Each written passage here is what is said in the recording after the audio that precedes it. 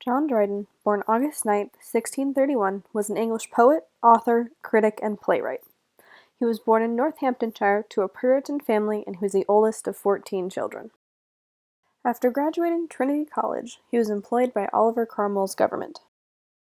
When Cromwell died in 1659, he published Heroic Stanzas, a commendatory volume. This poem is filled with so many perplexing ambiguities that no coherent Republican ideology emerges from it. He even alludes to treason. He seems to mean that however good his praise is, it cannot properly measure Cromwell's famous, or perhaps infamous, life. After his father died, he moved towards more commercial and private writing. He penned his first play, a comedy entitled The Wild Gallant, in 1663. Despite being a failure, he won the support of other influential aristocrats.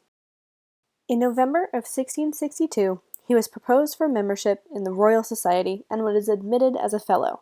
However, this did not last long, and in 1666 he was expelled for non-payment of his dues.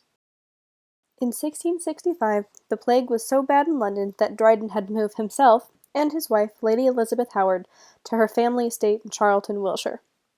There, he wrote 3 more works, including Annus Mirabilis, The Year of Wonders, which won him Poet Laureate in 1668.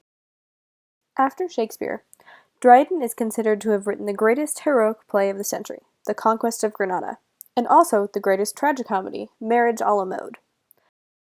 This play is written in a combination of prose, blank verse, and heroic couplets, and has often been praised as Dryden's best comedic endeavor. This play contains 2 songs, Whilst Alexis Lay Pressed, and Why Should a Foolish Marriage Vow? The poem in our course reader is an excerpt from the song Why Should a Foolish Marriage Vow?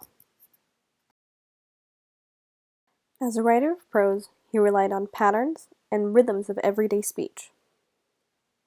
As a critic, he developed a combination of methods, historical, analytical, evaluative, and dialogic. As a translator, he developed an easy manner of what he called paraphrase. His translation of the Aeneid remains the best ever produced in English. As a poet, he perfected the heroic couplet.